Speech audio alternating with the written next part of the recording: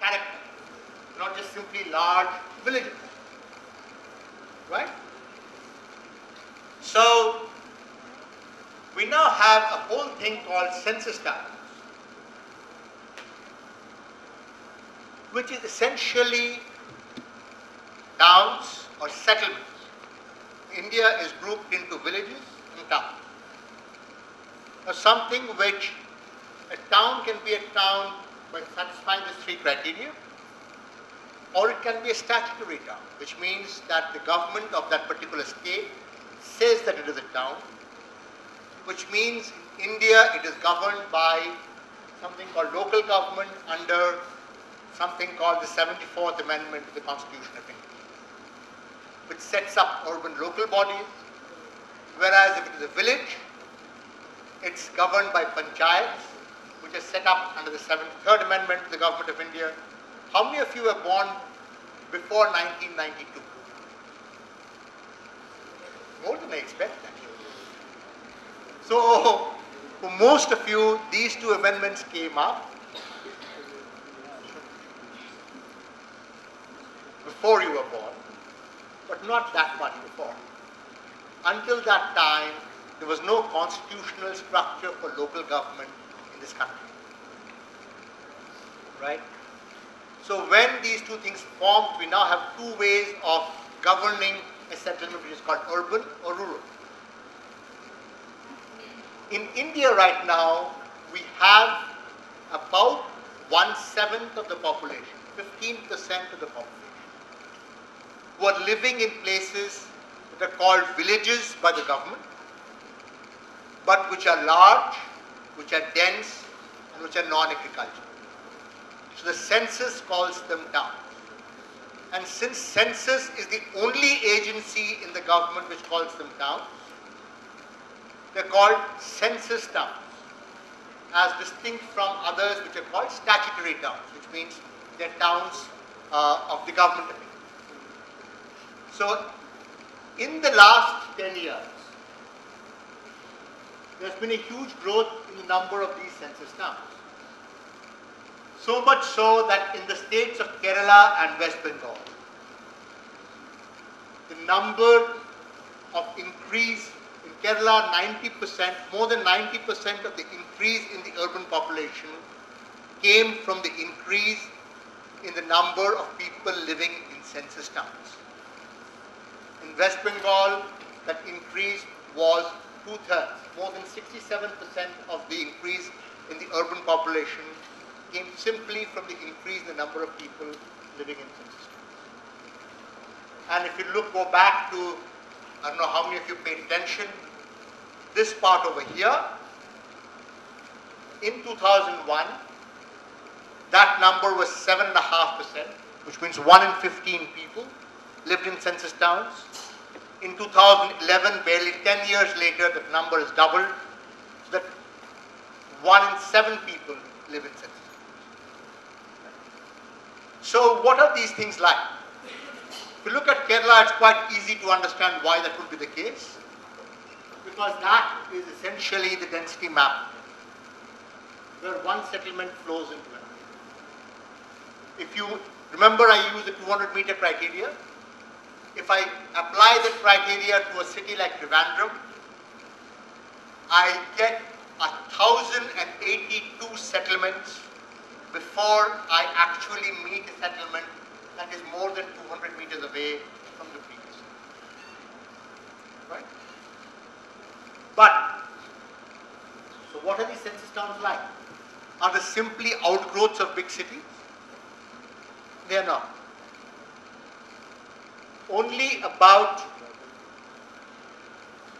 1/3 of the population of census towns is within a reasonable distance of a city of 100,000 or more.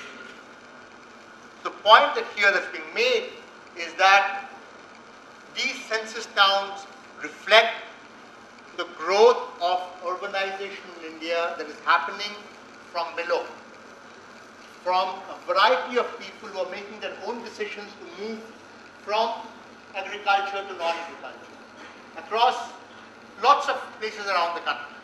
They need not be connected to the large cities, but the extent of connectivity, both virtual and actual, in terms of physical connectivity, leads you to a transformation of economic activity that essentially changes the picture of how urbanization is happening across India. So, to summarize, what you have is, when you think of urbanization, your first thought is about people moving from villages, from people moving to cities. It's about migration. But there's also another form of urbanization that's taking place, and that is the village itself transforms. It changes character. So it is the transformation of places and the movement of people. And a specific feature of Indian urbanization is that the transformation of places is making more people urban than the movement of people.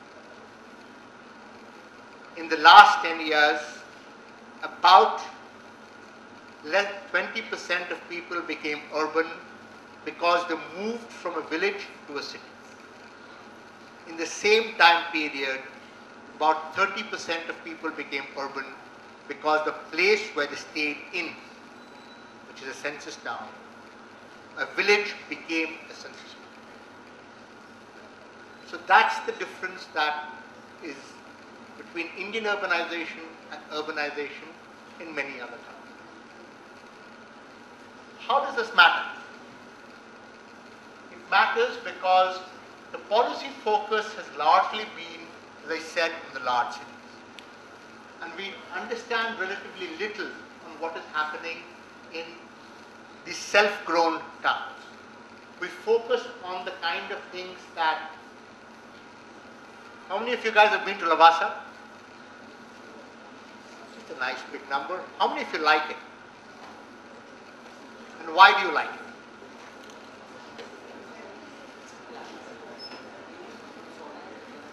I think there was a gentleman at the back there who was one. There you go.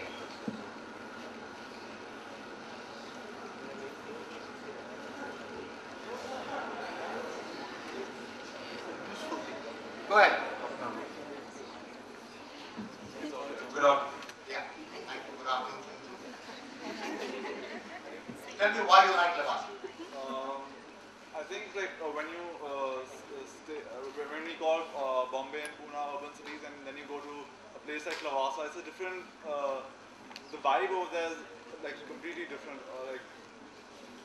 As soon as you go to a place, people generally go to Lavasa to for holiday and vacation and all that. So, I mean, it's like a very modernized and westernized concept altogether.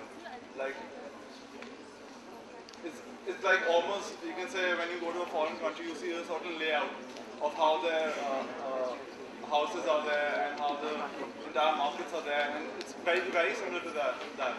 That's why you tend to like it. How many of you do not like Lavasa? The lady over there, right in the corner. There you go. Go ahead. Why does it call it? Far left corner, far right corner. Your left corner, my right. Yes.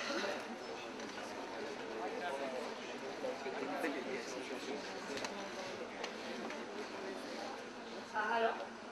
Yeah, I don't know, when I look at that place, I just feel it's an ecological disaster. I mean, it's really bad. The river has disappeared that it used to be flowing through that place. The mountains are in a mess, and I don't see what they're trying to achieve by setting up that. So You don't like it because it's an ecological disaster. yeah. Does it look pretty to you? I'd rather go to the west, like to a smaller town in the Western Ghats and enjoy nature than to go to Lavasa. Okay, so the vision of a modern city versus somebody. Now, in a billion and 200 million people, you would expect to have both these views, number of them, right? And we'll talk a little bit perhaps about what those two views are going forward, but broadly speaking, what you do have is a situation where the focus has largely been on areas like Lavasa. and not as much, let's say, on what's happening to the places like Mirarpur. In terms of how is Lavasa governed, does anyone know? They've been there. Do you know how Lavasa is governed? Do you know how our cities are governed? How is Pune governed? Who runs Pune? Who runs Pune? Corporation. The corporation. Okay, so who runs the corporation? The mayor. Okay, the mayor possibly runs. Who else apart from the mayor runs the corporation?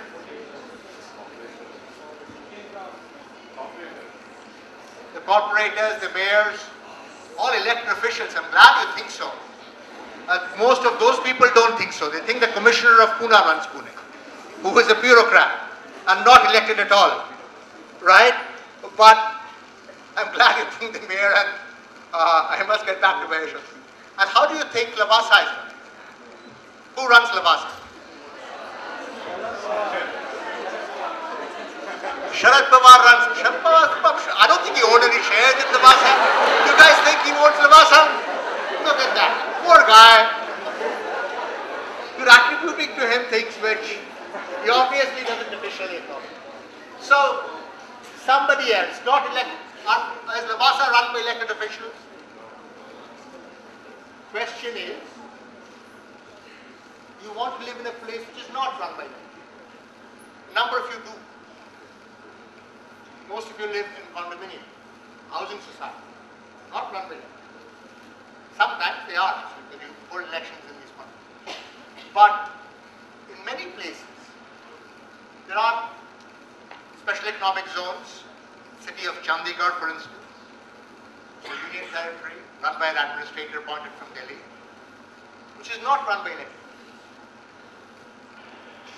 This is how much value you put on that particular aspect of a city.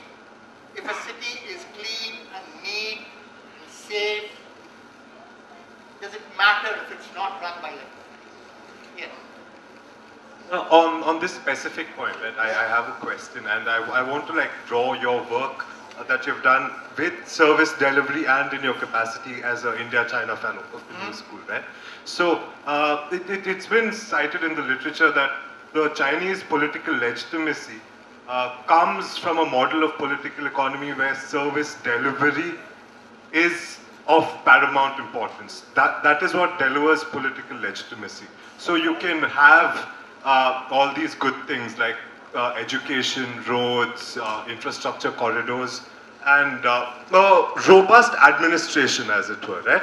And you have another model of political economy wherein the contestation for political legitimacy is based not on economic interests of participants in the political process, but the political interests of participants in the political process. And politics becomes the site of contestation of these political interests, right? Why do you think they're not the same? Because economic interests of political participants are incidental. It's not the priority of a political agent of political freedom and social representation is what is the priority of an agent. I would, if I could So it's a good question, which is to say, and I'll address that if you give me 3 slides, you'll come to your answer. Okay, no, can I finish the question? Yeah. I'm sorry, I've been known to ask that question. My fault. Yeah. No.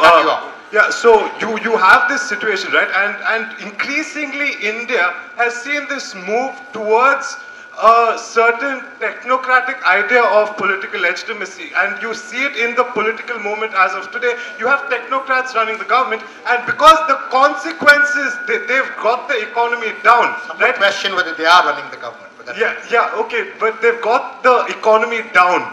Not that, like your friends at CPR, Yamini Iyer and Pratap Anumeta remind us that they've destroyed institutions. It's that they've destroyed growth. That is the problem, right? I had no idea they were having such an effect on impressionable young minds. Yeah. I must get back to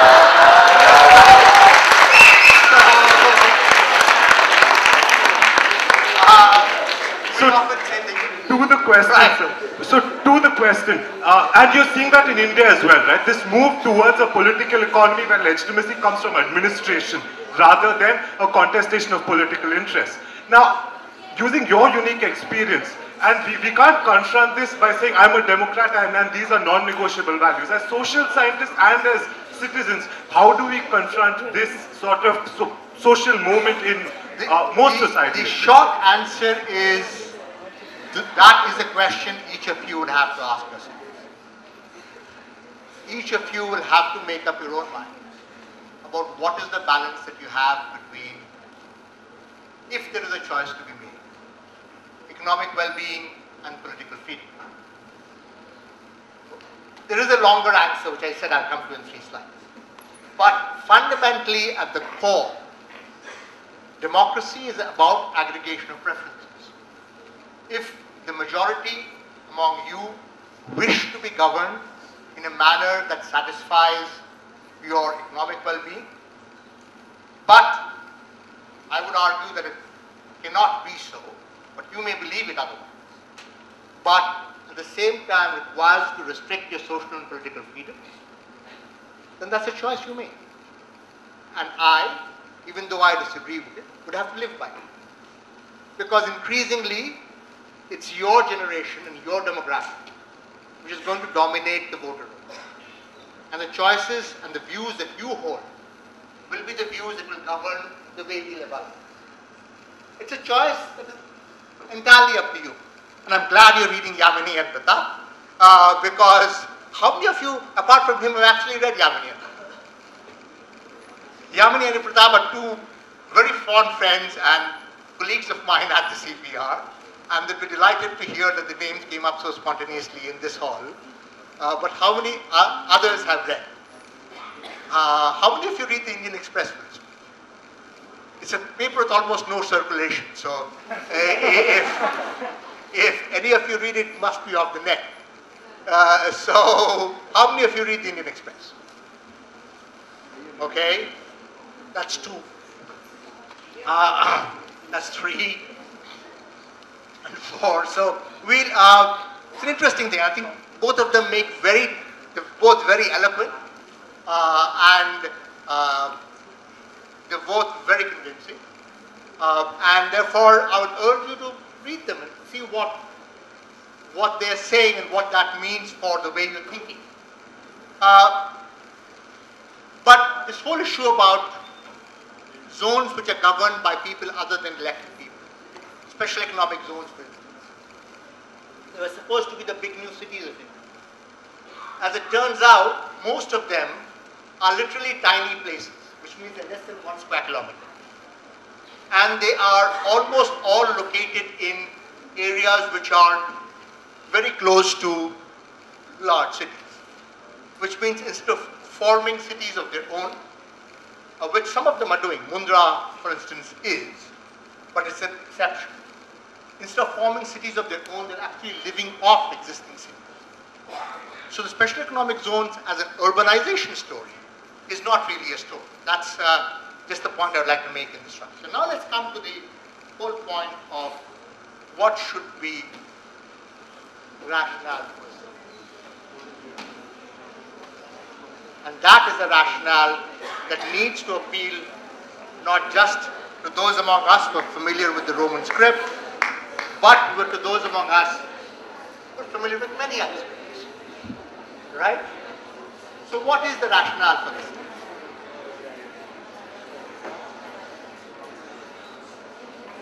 Let's have some answers.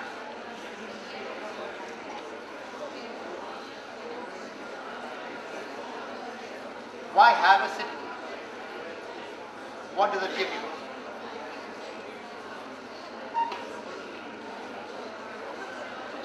Volunteers, or else I'm going to use my newfound skill with the pointer now. So, who would like to speak up? What do they see their vision for the city? Why do they see it? What is their motivation? Yes?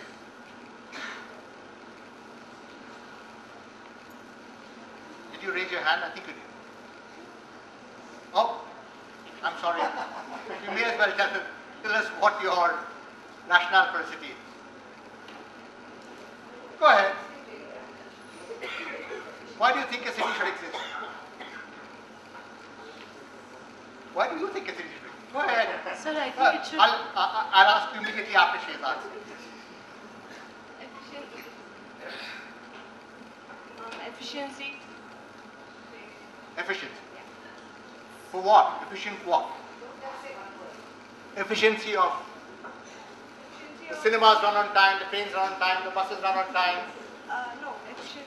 schools run on time, the offices open on time.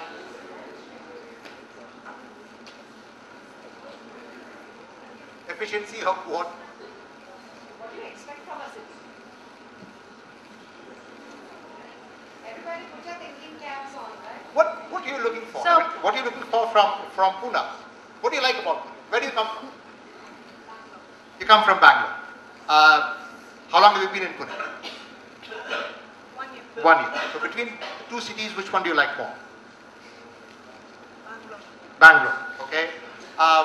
Take some courage to say that sitting in Pune, right? So that's good. So why do you like Bangalore more? One being I'm from there. And there are more. Tradition. Right. You like Bangalore because people like you there, right? There are more, industries more upcoming in Bangalore. How does it affect you giving up? The opportunities are more in Bangalore. That will come to you later in your life. You spent them. Have you worked in the industry? I know the place better than The future you think is going to be better in Bangalore. But what about your past? What about the stuff that you lived in, your schools that you went to, the malls that you went to, whatever you did? How is that different from Bangalore?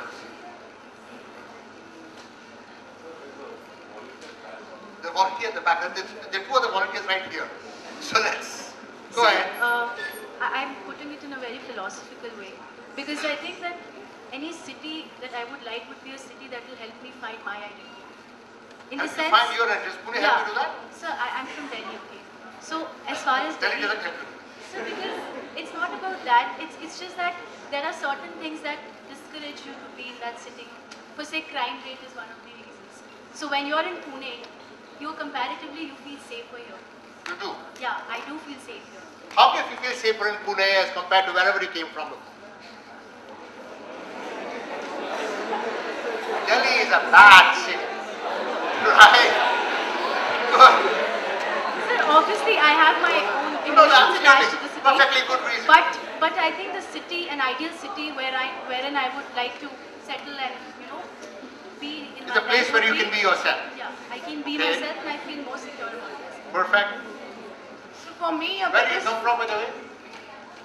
The other person, the young lady in the red dress who was feeling safer in Pune. Where do you come from? You come from Kolkata, you feel safer. I'm in North Indian city. What can I say? Once upon a time when I was growing up, Kolkata was supposed to be the safe city for women. We obviously have fallen much in that league table since. Go ahead. So for me, a better city or an ideal city would be where there is a good infrastructure, where there is good opportunities for us like young people. Efficiency. Efficiency, yeah. And the schooling and everything is, good. So I would think that What will you do with all that schooling and infrastructure? we are the people who have to go to those schools. And if Then what happens after you've done that? And if we are having good schools and opportunities, that would, enhance our capability and efficiency To do as what? a whole. To do do what? anything in life. What? To get jobs. Obviously, that is made more. You get a job. Good. So city with more economic opportunities. Right? Yes, you had the volunteers back there. Yes, go ahead. Sorry. There's a microphone on there. I think the basic motive for any city is convenience. That's what everyone's hinting at right now. The convenience. Convenience for what? For everyone. For example, if I want to set up shop somewhere in a city, it's more convenient because demand and supply can be met at the same place conveniently. If I want education, I can access it easily. So convenience is the basic motive. Okay.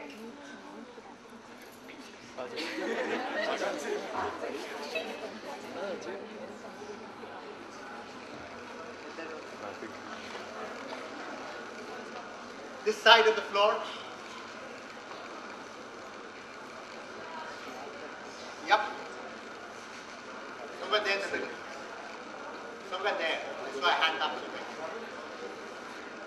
Yeah, you? Okay. Go ahead. What I believe is basically any city has to create basic job security. It has to give education of jobs. It needs to provide proper transportation system as well. And because without it, What about jobs? Public transportation, so you can go from wherever you're living, yeah. usually outside the city, and that's where you want to live. Yeah. Do your job in the city. Commuting is definitely necessary in a city because considering the amount of population there is which exists in the city. Okay. Yes. And I don't want any more jobs. I have that as a reasonable explanation. Anybody else other than jobs, as far as cities are concerned? Reference. Yeah. Isn't it all about standard of life? Standard of life. Like we are better in cities. What is standard of life? Better, we are enjoying better facilities, like we have hospital near to us, educations. Hospital services. So what is Services. It's all about Okay. services and sources. Okay. So let's take these thoughts as we go forward, right? First, what were cities for to begin with? I'll skip this slide and always get back to it later. One, cities were administrative centers. Right? The king used to be there. So you essentially had a walled city where the king used to be. And then the rest of it, wherever guys needed to work, wash clothes, do whatever, everybody servicing the king used to be outside the walls. So there was the whole notion of a walled city and outside the walls.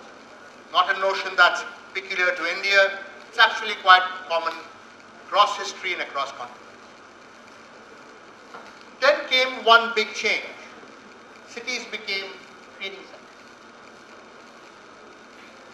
And hence, you needed, what does the training center need? Convenience. People need to get in and get out of the place easier. Which led to this whole issue of the grid plan, which was there in Greek cities, which was there in Harappan cities, where you essentially have a nice, neat grid that gets laid out across the face. The most common example used in modern cities is Manhattan, which has part of New York City, which has a nice, very neat numbered grid with alphabet avenues and numbered streets. But you could find similar grid patterns in Brasilia, Chandigarh, and essentially something which arose out of someone called the Athens Charter, which is how modern cities are planned. One of the people associated with Athens Charter was Le Corbusier. His real name was Charles Edward Jenner, who was responsible for the planning of Chandigarh. Right? So now you have the administrative center and the trading center. So what then is today's motive for a city? And what I hear from you today, the core story about today's motive for a city is economic advantage. But I pose it to you, think about it. It is possible for a number of people who have not had the same life experiences that you have had. Social emancipation and political awareness are as important in terms of what they expect from the city as economic. And let's walk through each of these three motives and see what we can find. Let's begin with social emancipation. How many of you know each other's caste? How many of you identify by each other? Sorry.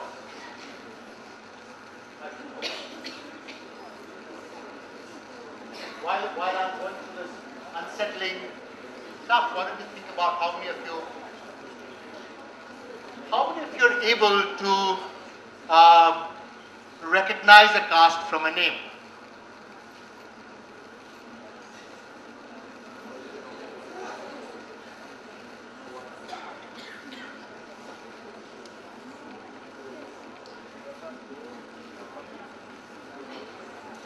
How many of you can?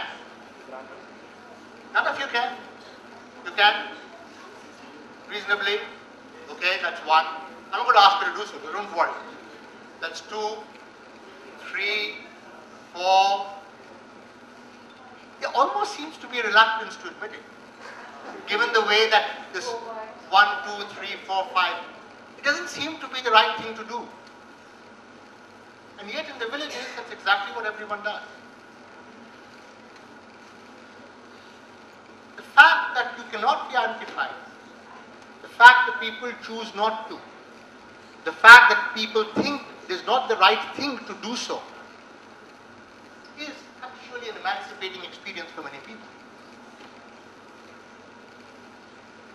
Right? That's one part of what a city does. It gives you the ability to do the work that you want to do. It gives you the ability to live where you want to live. Go to the schools that you can afford. And earn the income that you can. In many places, in many settlements, in many societies, these freedoms don't come naturally. And they rarely come naturally in villages, where a number of these markers are laid down by who you were born to.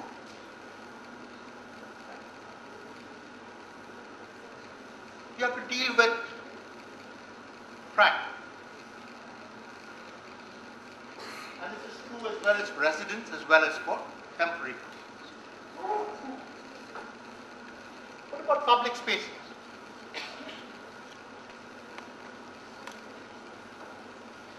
How many of you go to anything else other than cinemas at the mall? How many of you been to a theatre? You have. A lot of you have. That's lovely. And I'm glad that Pune offers you those opportunities. How many of you have had, what are the kind of prices you have to pay when you go to these places? What are tickets like? 30 rupees. That's a lovely place. You must tell me where it is so I can go there the next time. Bharat Bhavan in Bhopal. Nice, wonderful public place actually. What about Pune? What about open spaces, public spaces in Pune?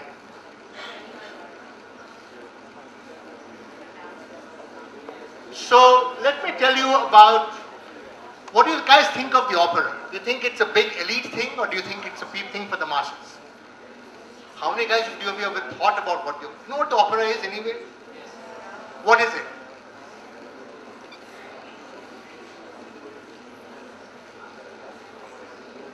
It's a dance drama. Is it? It is actually. Right? But it's associated with high culture, associated with elite society, and therefore it has a certain cachet attached to it.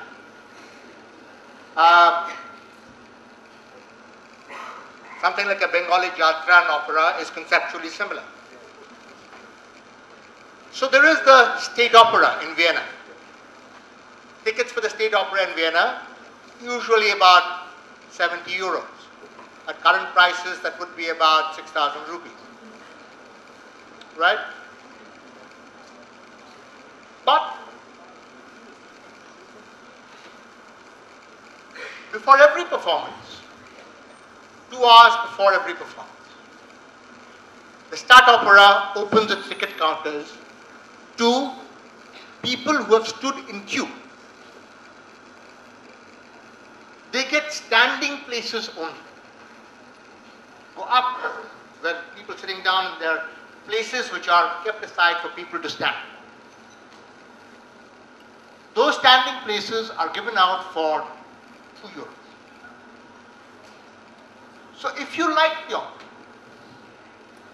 but you don't have 70 euros, you can stand for 2 hours and watch the opera. Why is it important to do that? Vienna, the city, thinks it's important that people from all classes, whether they have the income or they don't, think of the opera as a common shared public space.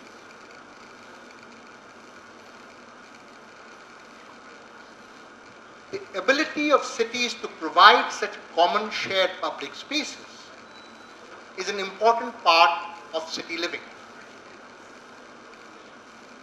So when you move from parks to malls, when you move from open spaces to closed spaces, this ability often diminishes.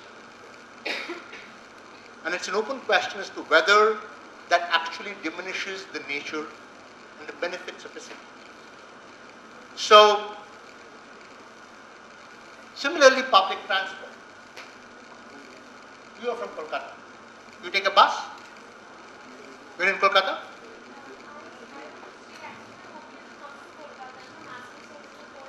Sure. So you take a bus in Asansol? You take a bus in Asansol. Do you take a bus in Delhi? You don't. The people living in Kolkata and Mumbai would think nothing about getting onto the bus. Similarly, the people in Delhi will not get onto it. That's because those two public transport experiences evolved very differently. And Delhi is the poorer one. Because this young lady is not going to live in Delhi and not contribute whatever she could contribute to that particular city. Right? So, if you're looking at public transport, and what is different about India? How many of you own a two-wheeler? Okay. How much does it cost you to ride a two-wheeler? Today, if I want you to use public transport, I need to provide you public transport at the price of running your two-wheeler. That is not an easy thing to do. But it's something that somebody who is going to run public transport in Indian cities has got to manage. Right? Public education. How many of you went to a government school? Kendriya Vidyalayas are accepted. I went to one.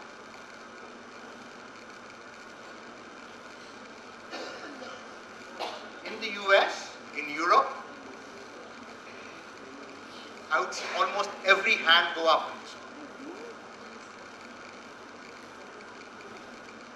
Public education is one of the great common experiences that people who are living in these countries share. And we are deprived of it. Because when we go to our schools, we live, we work, we interact only with people who are coming from similar backgrounds to us. And we are deprived of the ability to either appreciate or understand diverse life experiences. So each of these things is part of what I call social emancipation. And the fact that certain things don't work in India, like our schooling system, actually has consequences not just for the skills and your ability to do a particular job or to know a computer program or to have a particular engineering degree, but your essential ability to live life and engage with other fellow citizens in a particular manner, which will eventually affect the productivity and efficiency of that city. So, what about political awareness? You now have enormous examples. Which is the country that's missing here? In terms of, when I say internationally, urban unrest has brought down governments. What is the one country that I would like to have there, or should have there? Right? In India, Mumbai has been the locus of a number of these movements. A lot of our independence movements came out of city politics. A lot of our national leaders were city politicians.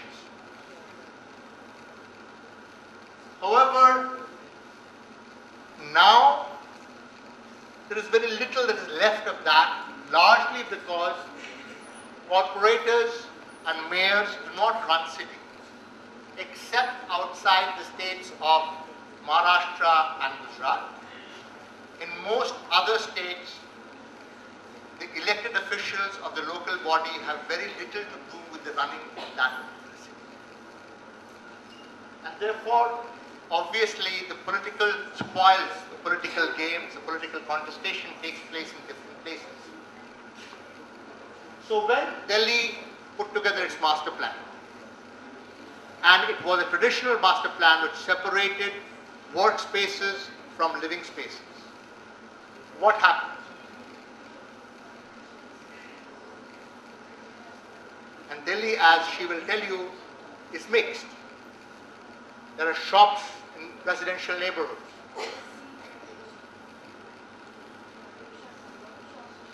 The court ordered them to be shut down. The government tried to enforce the court order. They were met with popular protest. And finally the court said, either you should follow the law or you should change the law. And eventually, Delhi master plan was changed. And you finally got to mixed use planning, which is actually normal across most large cities of the world. It is just that in Delhi, the politics of the city was required to make it move from an archaic planning mode to a quote-unquote modern planning mode, the kind of planning mode that the young lad likes much in Lavasa. Right? So, on the other hand, unlike Chinese cities, and you asked about Chinese cities,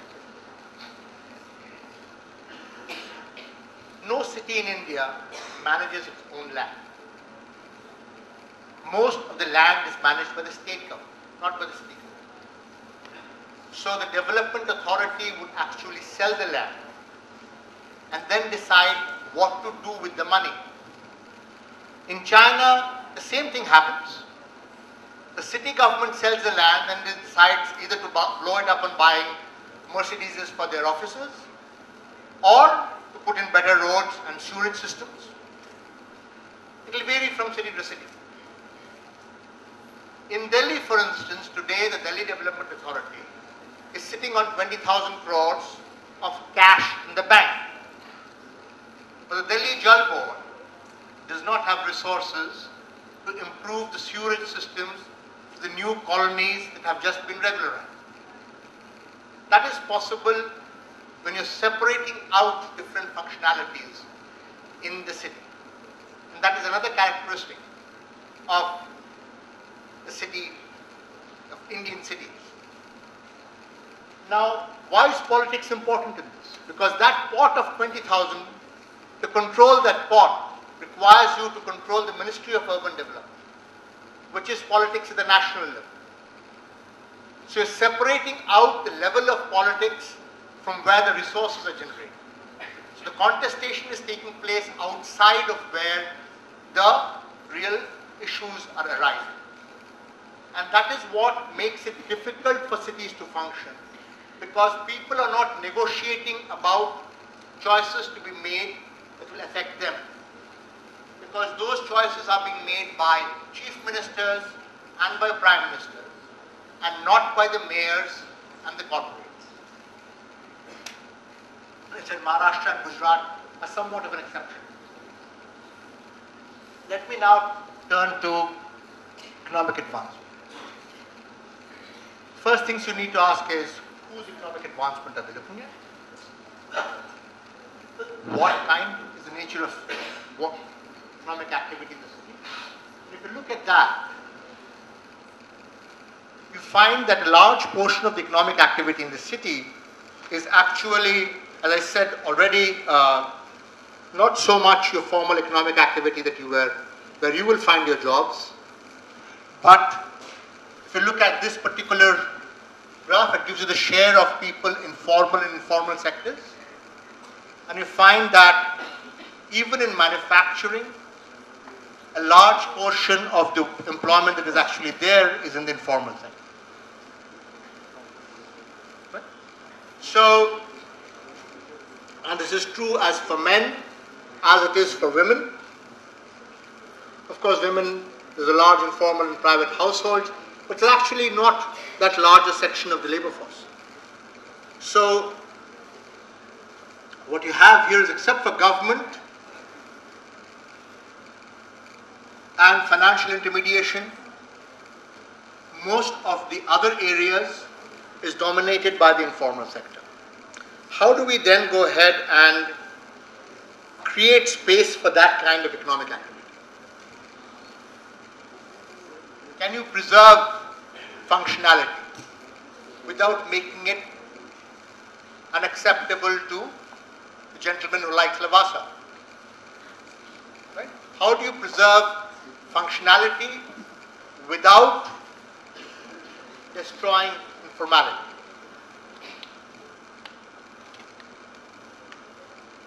Similarly, when you're looking at housing options, almost all the cities that you find to be well planned, Singapore is a good example, has huge amounts of public housing. Almost no city in India thinks about public housing. We actually have built about we're supposed to have built 1.5 million units of public housing under the JNNURM, which is a big central support program. Out of that, about 750,000 or so actually have been built. Out of that, about 450,000 have been occupied. So almost 40% of the units that have been built are not occupied.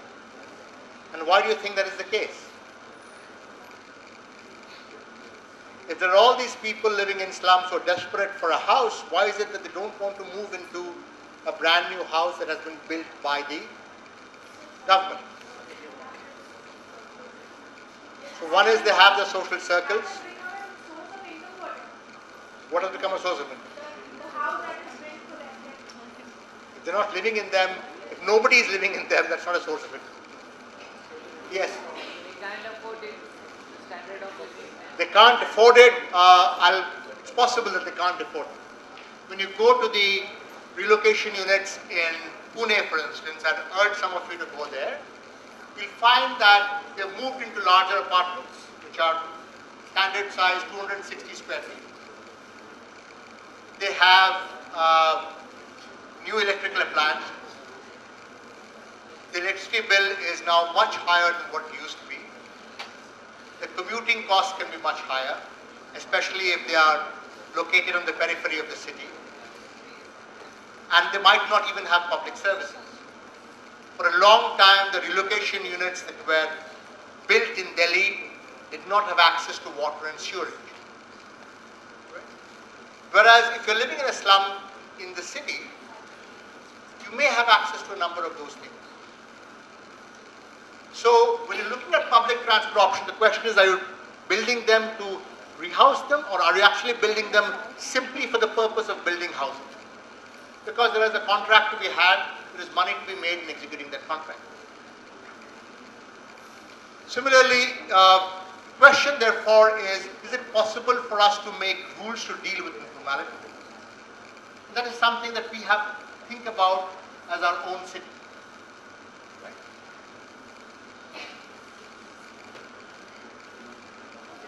Let me just quickly point out some of the issues. You'll have this presentation with you, so you can always get back later. I think we're running out of time. But if you look at whether it's the jute mills of Calcutta or the cotton textile mills of Bombay, they all provided housing of different categories.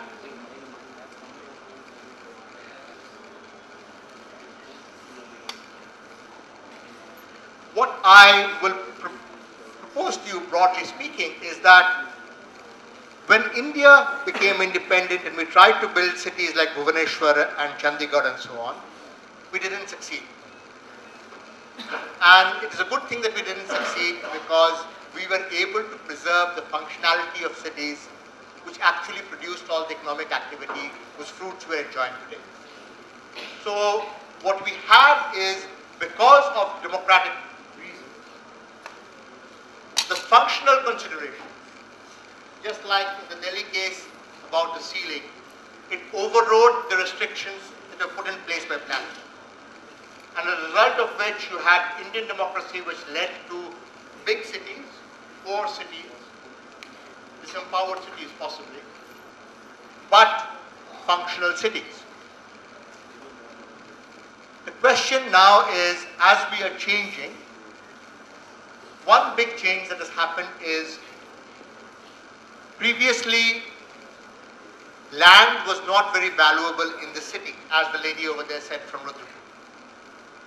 Today, there is a choice a politician can make. He can either choose votes, in which case he preserves certain kinds of land use, or he can go ahead and choose to use that land for other purposes. He may lose votes in the process. If he does do that, then you have a situation where there is a choice to be made between preserving the city as it stands today and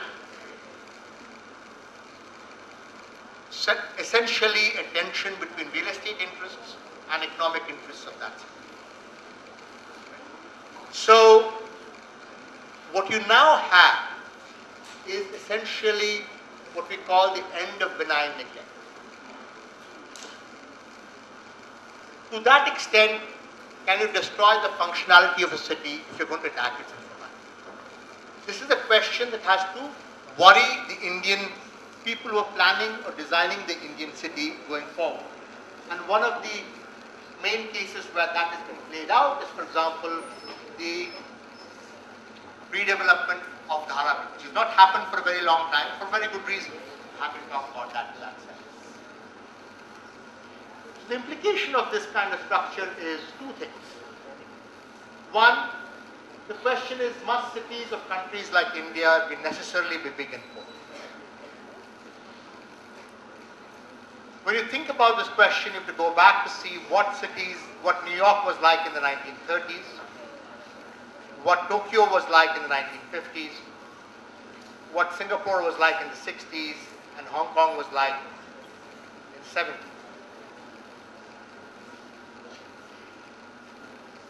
Second is the understanding between the economics and the politics of that particular city. And where does that lead? The third is the whole question of Lavazza, as to whether or not you can actually have a profit-making city. In order to understand the cities, therefore, you now need to understand what is the link between these two areas. You need to understand who are the new players. One of the big new players in the system are the courts. And you need to understand what is the ability of real estate to transform the story. Because remember, if the city is not productive or functional, then the value of land in the city is not going to be very large. So there is tension between real estate actually destroying what is functional about a city and the value of real estate in that city. Land in Bombay or the land in Pune is valuable because cities of Pune and Bombay are vibrant and economically productive. If they were not, then they would be the same price as land in Darbhanga. So what is it that is essentially driving that particular story? How do you break that story in? These are all questions that various people are grappling with at this point in time.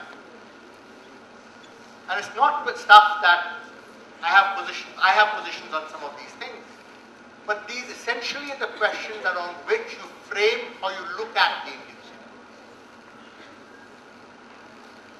But the city, to remind you again, is not just about roads and infrastructure.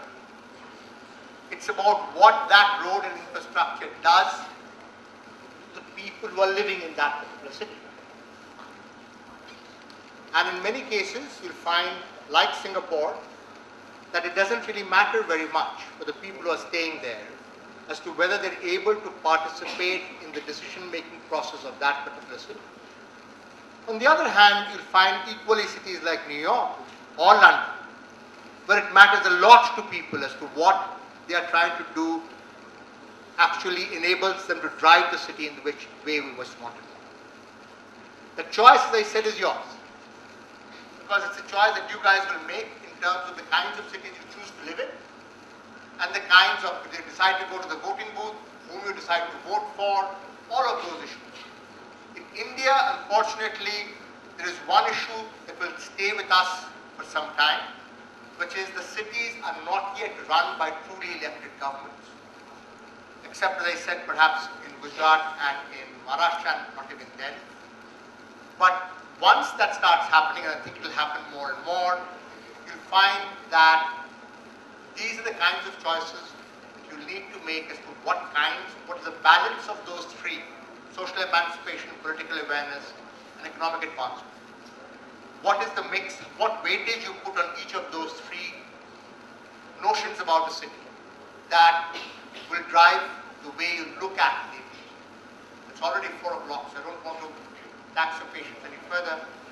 Any questions, any stuff that you are working together? Yeah.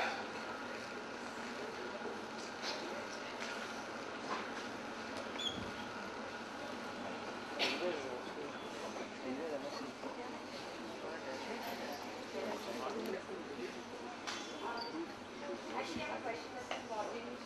Sure. You spoke about, you basically defined what an urban area could be, right? Like a large crowded place with a lot of working men.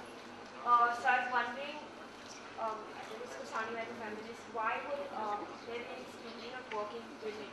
Okay, why would the definition not use women is, I think, a fair Yeah, question. like, don't you think it comes across as a sort of traditional approach? Okay, so it is not really that. It's just that, you see, as it happens in India, what we call the female labor force participation is actually very low. If you're literate, about a third in urban areas, about a quarter of illiterate women actually work. If you get a little bit more education, that number can drop to as low as 10%. And it's only when you get higher education that, and even then, only about 1/3 of women with higher education actually work. So, and this varies a lot by settlement. For men, that number is much more stable. So, for statistical purposes, it is not the labor force participation for women has got what we would call too much noise, too much variation, too much random variation. And therefore, you don't want to use that in a definition. So it's not really a gender issue, but in a way it points to a gender issue, which is the fact that not enough women in India seem to be entering the workforce. And if you get a little bit of education, which means you get some schooling, you're less likely to work as opposed to if you have no schooling. Right? And then, of course, fortunately, as you get more schooling, there's still, you start entering the workforce, but even then, 2 out of 3 educated women in this country do not work. That is an issue that we need to confront, because essentially it means even for people who are worried about productivity and efficiency, that half of 2/3, which is 1/3 of this labor, of the educated labor force in this country, is essentially not being used for productive activity. Okay, but statistical convenience aside, don't you think that inclusion of such variability in women entering the workforce would actually help in policy? We should, do they actually look at these kinds of numbers across settlements? The short answer is actually no, but not so much as women. We don't look, unfortunately, at spatial differences very much. India, in terms of spatial policy, is actually pretty bad. The fact that some areas, so for example, let's say a big issue that you people would be reading about in newspapers is the public distribution system. The food security bill, the fact that the PDS doesn't work, it's corrupt, it's broke, doesn't deliver. And the answer is, the other guy will say it works fine, it does well, Tamil Nadu is doing well, Chhattisgarh is doing well. The answer is there is variation. Some places have had a long tradition. Tamil Nadu has had a long tradition, despite all kinds of corruption, of keeping the PDS relatively corruption free. Other places like Chhattisgarh and Odisha have shown it's possible to move from a non-functional PDS to a functional PDS. Other places have not done that. So there is variation in outcomes across this country. The country this size with over 1.2 billion people, you'd expect that kind of variation. But our policy often behaves as if there is no variation, as if there is this one single entity called India. That's just not true. So yes, it does not look at it, but no, and I may be challenged on that by many people, it is not an issue. I don't think it's an issue of gender. It's just that we are bad at it, period, across a variety of metrics, whether gender related or not. Yeah. So thank you for the lecture. So my question was again on the definition of urban, as Zicha and Nelson gave the definition that urban definition depending upon the distance and availability of access to facility. So the thing is that many times it happens that you live in the vicinity of the facilities available, but you cannot access them, and still the people are termed as urban. So like we talk about urban poor and urban slums, do you think that it is fair to term them as urban when they are not able to access those facilities? Okay, so it's a very good question. The question is, if I live in if I live near a hospital but can't pay to go there, should I be classified as somebody who has benefits of that particular hospital? Technically speaking, in India, public hospitals are supposed to be free. Whether they are or not, whether they provide the service or not, is an issue that we can all discuss. But what I think is a valid point to make is when we are looking at access to services, we will often find that there will be large pockets in many cities that will not have access to many of these services.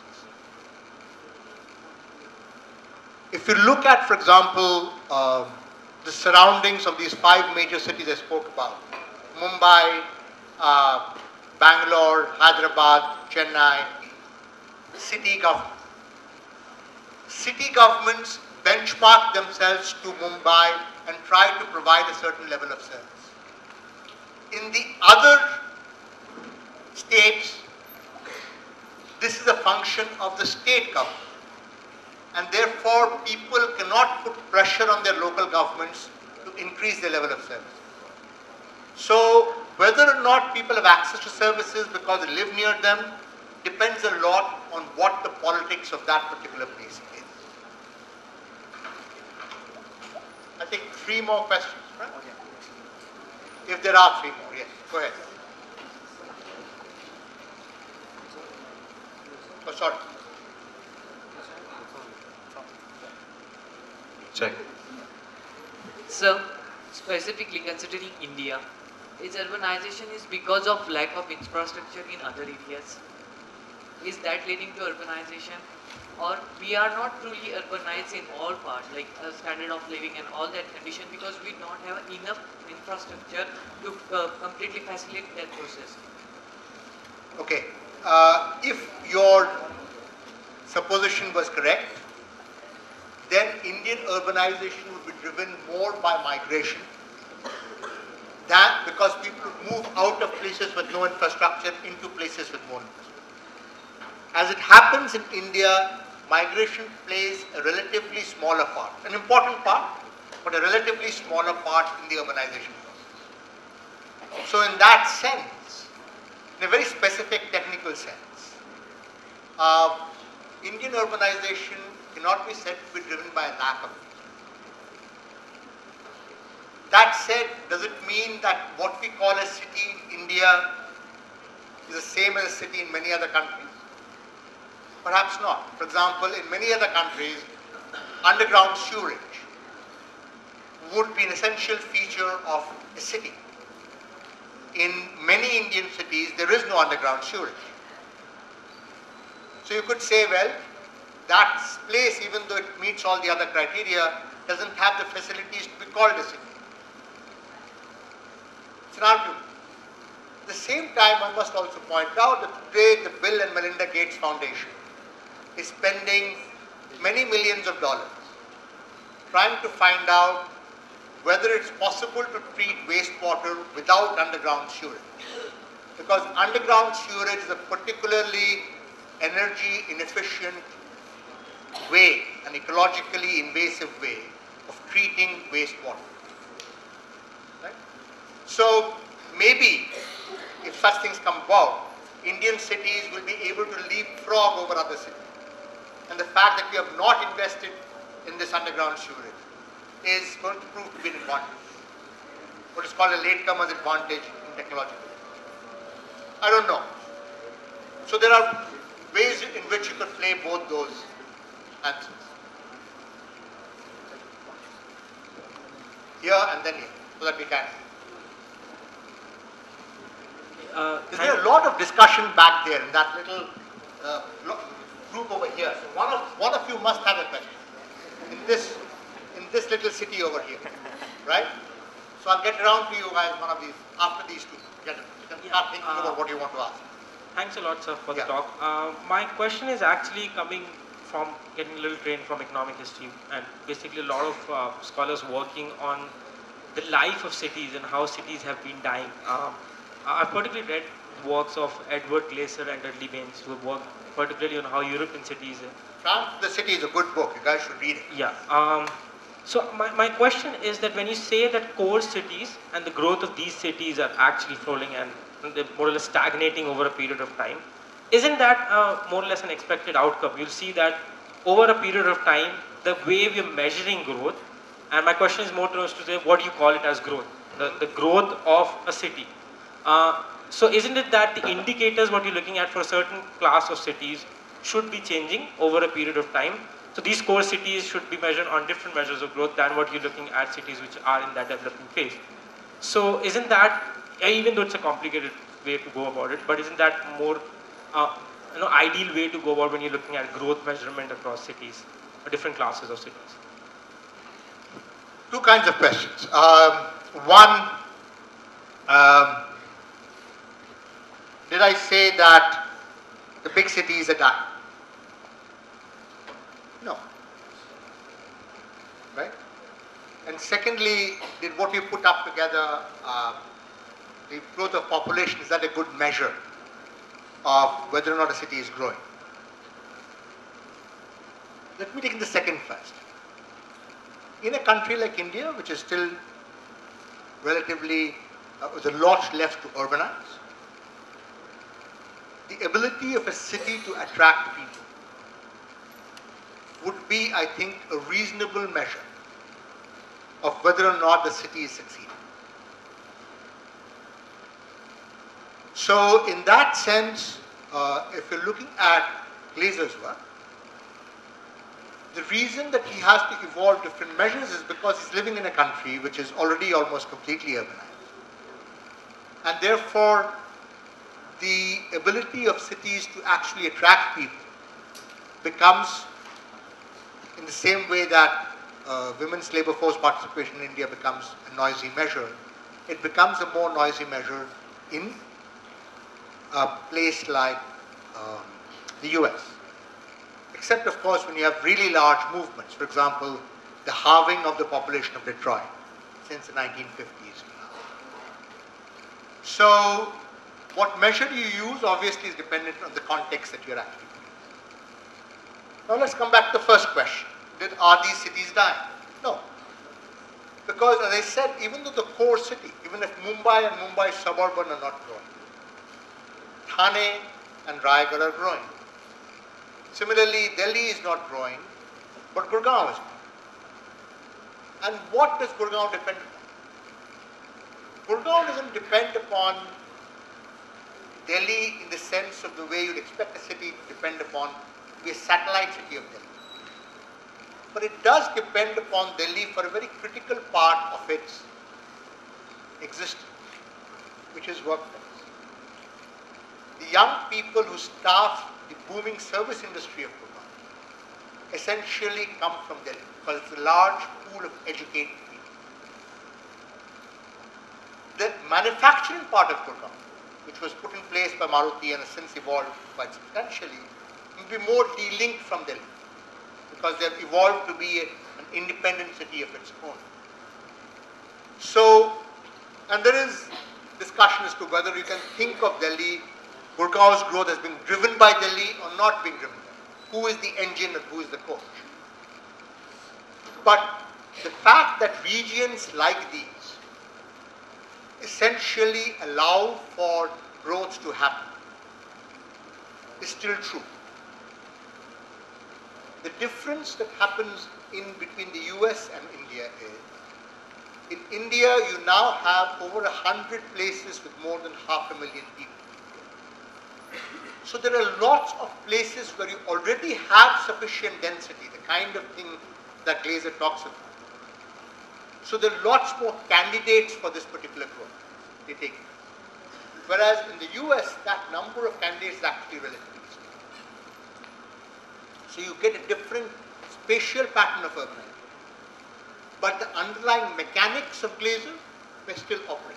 You don't, but it doesn't represent itself in a few spots like it would in the US, but will present a large number of spots because there are just that many more people in the city. Yes? Sir, if possible, could you please roll back a couple of slides? Just that sentence on Indian cities you had.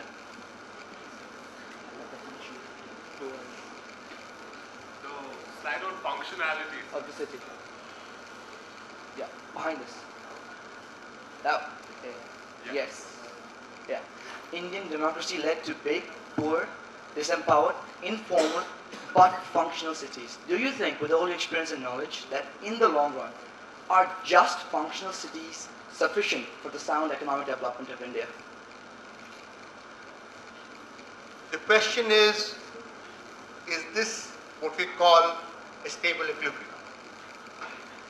Out of functionality, essentially comes this. The ability to create more income. With that income come more demands, some social, some political, and the fact that the fight that you're seeing in the division of Telangana over the city of Hyderabad. The political salience of cities is slowly beginning to emerge. Once the political salience of cities emerges, they will no longer be disempowered. Will they remain big and poor? They'll remain big, for sure. Will they remain poor? Possibly yes. Because cities, for a long time in India, will function, if they're functioning, they will function as pathways out of poverty. So if there are places where poor people are becoming richer, other poor people will hopefully come and join on the same area in the hope that they would also become richer. So as long as there is general poverty in the country, you will find functioning cities to contain a large number of poor people. That is a symptom that they're actually doing the job that they're supposed to do in a country like India. The fact that there are poor people in a city testifies to the success of the city rather than its failure. Depending on that statement makes sense if I'm looking at it in a trajectory, which means there are some people who are getting out of poverty, other people are coming into the city who are poor.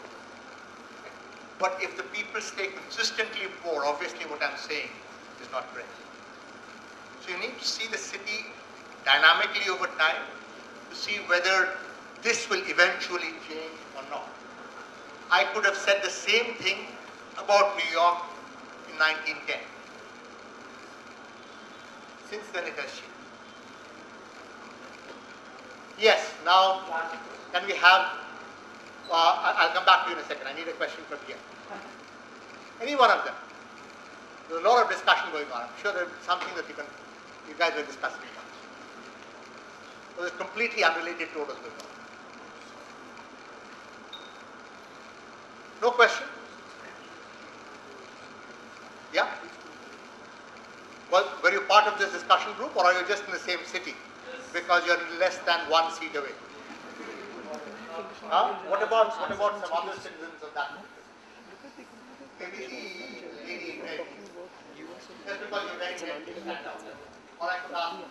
the time. One or two ask me a question. Not the lady in the tie, the lady in red. Go ahead. No? Something. You have no question whatsoever. That can't. I'll let the young lady here ask the question and you guys can think about it. Yes, go ahead.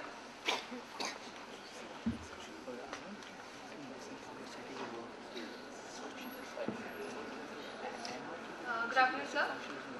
My question is a little bit related to what you were talking about, with the core cities dying out and the peripheral cities, their growth being more.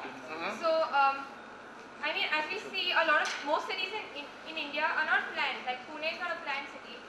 There will be people who will disagree with that statement, but let me stipulate that. Yes. So do you think it's practical and really possible to, improve beyond the point the public transport, and like you said, some cities don't even have underground schools. Do you think it's possible to bring that about in a city that has already grown so large but without much planning? Because of BRT, we tried it in Pune, it didn't really work. Or do you think the focus should be on peripheral cities that are still growing, like Gurgaon, and developing those cities to the best possible extent as they are growing? Young lady, the problem is this. We have 70% of the urban population, which is roughly about 270 million people, already living in cities of more than 100,000. About half of that, about half of that population, which means about 200 million people now live in cities of more than 1 million. If I were to take your hypothesis and say cities of that particular size cannot be developed, I need to give them up. And I know that many people are in government who are sympathetic to that view. My question is twofold. One, what do I do with these 200 million people who are living? Two, there's a huge amount of economic activity that is coming out of these cities. What happens to that economic activity if I don't support it? As a result of that, what you therefore did was to put in something called the JNNU order, which is supposed to provide water and sewerage infrastructure precisely for these large cities. And some of that has happened. Public transport in India has always been a weak link. At the beginning of JNNU Aram, of the 80 cities that were surveyed by Wilbur Smith for their study, of the 21 capital cities, 20 cities had public transport. Of the remaining 60 cities, only about half, that is about 30, had public transport. So if you were the state capital, you had public transport. So the decision as to whether or not you had public transport was as much a technical decision as a political one. In many cities after JNNU Aram, because we didn't have public transport there at all and it began with, but then came the recession, and then we wanted to support our domestic automobile industry. So the government of India decided it was going to buy 20,000 buses. Then it needed to find cities to put the buses in. As a result of which, a large number of cities got their first public bus service. Can it be fixed? Yes. If you look at Singapore, if you look at Hong Kong 30 years ago, it would not look much different from what Pune is today, maybe much better. Yes? Yes, you have it. Wonderful. Please.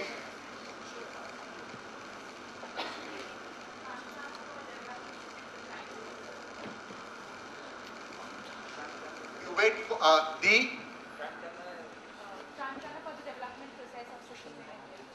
private or the public sector. The question is, the way I see it is something like the yin and the yang. They have different roles. I think what we have done in India over the last 20 years is the government has done a very good job of getting out of things it should not be in. So we were in hotels, the government was in hotels, the government was in airlines, the government was in sweet manufacturing, in sugar manufacturing, in shirt manufacturing, in textile mills. And the government got out of all that. I think it was a very good thing. At the same time, the government needs to get into things like health, like education. But today, if you want to get good health care in a public hospital, that's not possible. If you want to get a good education in a public school, that's becoming harder. So the government has done a pretty bad job getting into things that it should be in. So therefore, what you have is a mismatch of the private sector doing things that the government should be doing, and a little less, but much less, I think, of what the government is doing what the private sector should. Coal mining is among the few remaining examples. So it's not so much to whether the government or the private sector should be leading. It is about what roles the two of them should provide. So in a city, I personally would not think that a private city like Lavasa or any of those SEZ makes sense in terms of governance.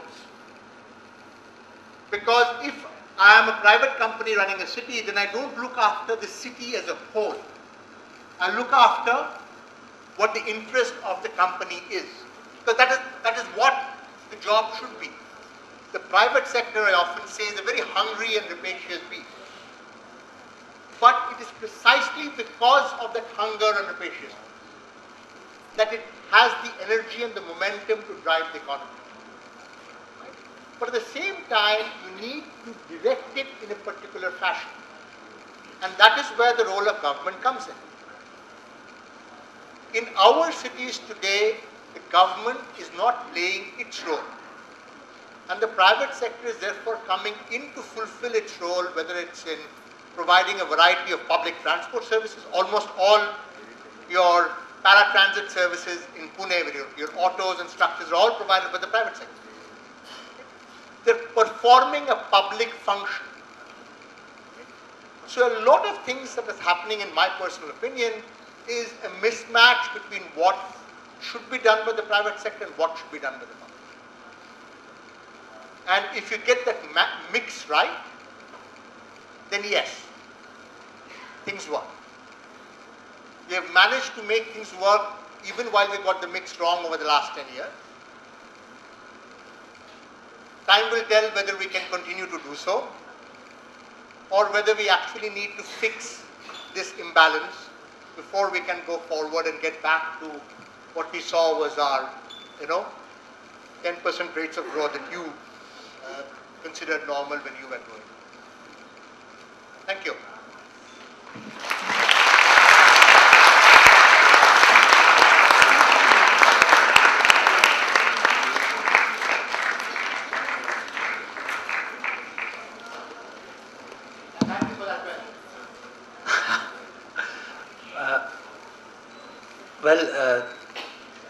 What should I say? It's like overwhelming because it's a template that we have got, and there's so much now to think about, so much to really brainstorm about, discuss amongst ourselves.